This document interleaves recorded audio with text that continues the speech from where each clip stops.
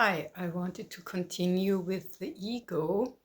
And yes, of course, we have to give the processes names. That's absolutely clear. And this is not even the issue, though I made the experience that many, even very educated people, aren't aware of that.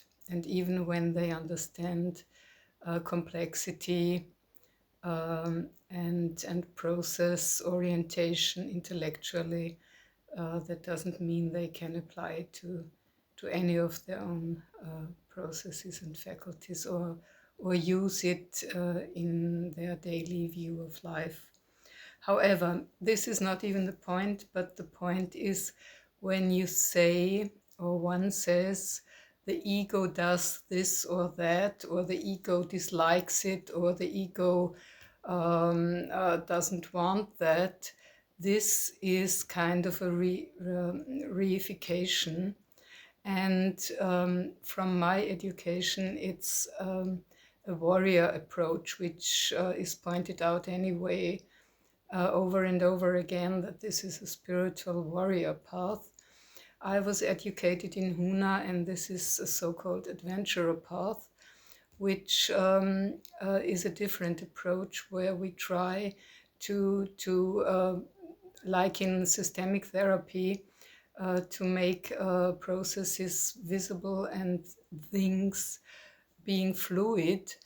That doesn't mean that the warrior approach in shamanism isn't working, but it's a different approach. You establish a disease or anything, like in this case the ego, as an entity, and then you try to overcome it, or to, in medical terms, like Western medicine, this is also very much this approach, to cut it out, or to destroy it, or to poison it, or to do any warrior approach to get rid of it. And this is in some cases very, very helpful, but in many cases, like ongoing and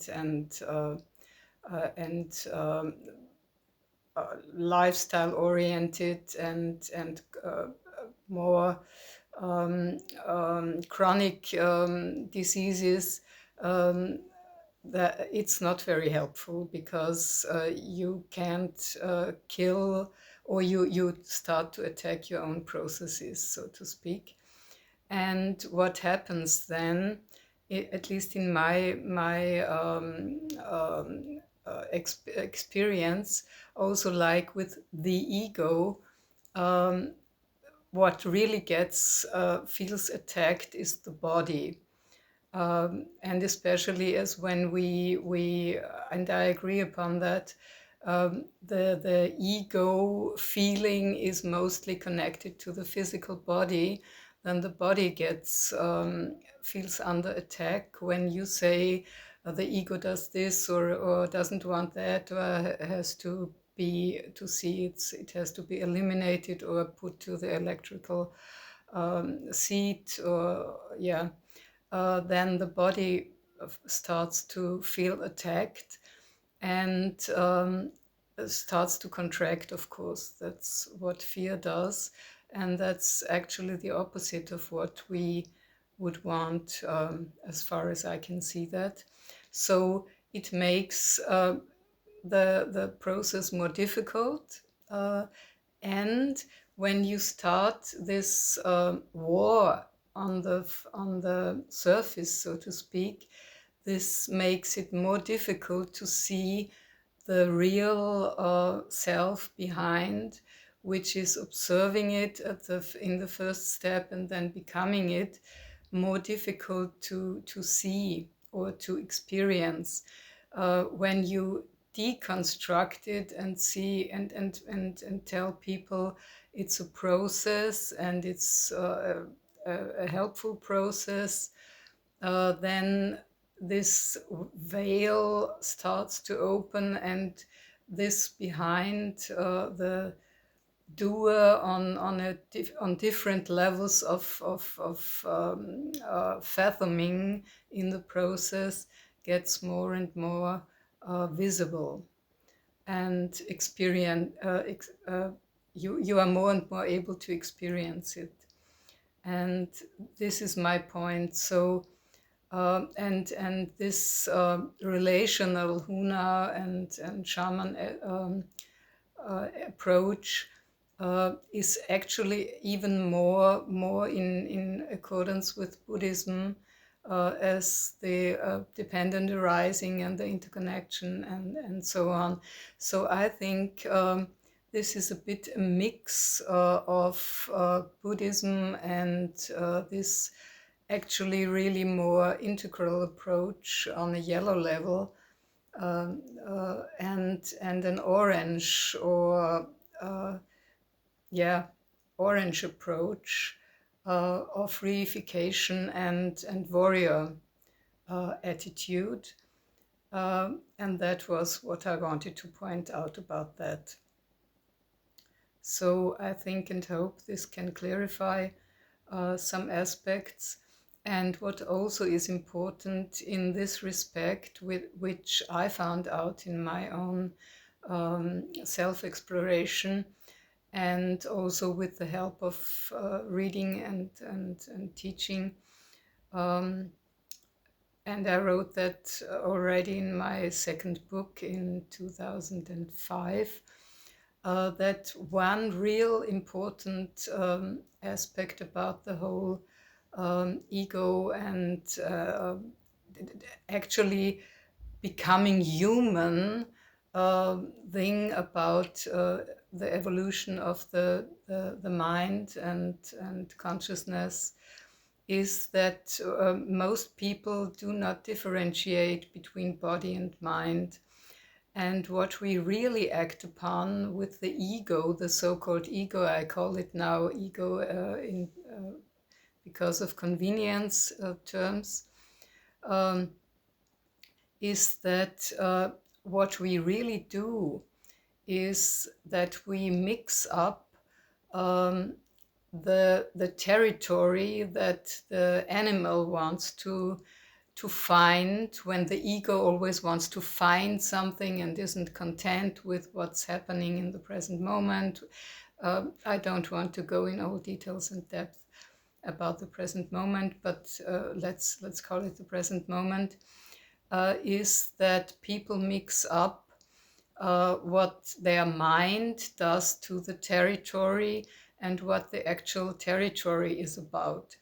The animal aspect, or the animal is always looking for a good territory where there is enough food and shelter and it's safe. And of course, it doesn't project into the future or can't apply mental aspects on the territory. So when the territory is okay, the animal is okay, and it reacts on threats that are really there when they come up. But what the mind does is, with its constant different evaluations of the territory and projecting all kinds of things, as we know, the same moment in the physical can seem to be very okay, and the same moment can be very not okay, depending on what our mind does. Then the animal aspect of us starts to go to look for a better territory and mixes the actual situation up with that what the mind does to the situation. So this is an ongoing search as long as we don't find out that what we do to the territory and how we mix up these both aspects has to do with our mind. And when we change our attitude, then the territory changes, so to speak, or the experience of the territory. And very often when, let's say, clients said to me, my existence is under threat, they mean their job or their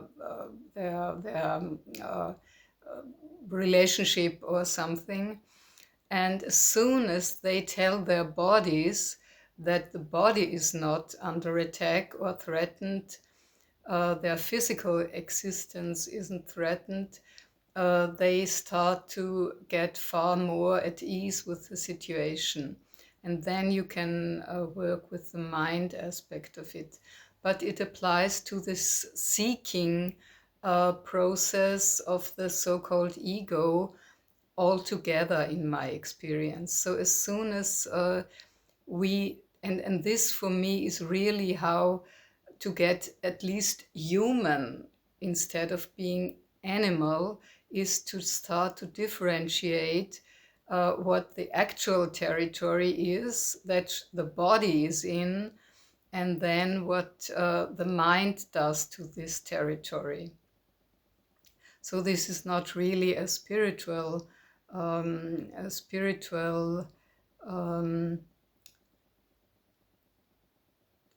discovery, so to speak, and that the mind is empty and all this emptiness things to find out. But that is also very helpful in dealing with the dematerializing or the working with the so-called ego, in my experience. So this was an addition, and there are other aspects about free will and all kinds of stuff, but I want to leave it here for now.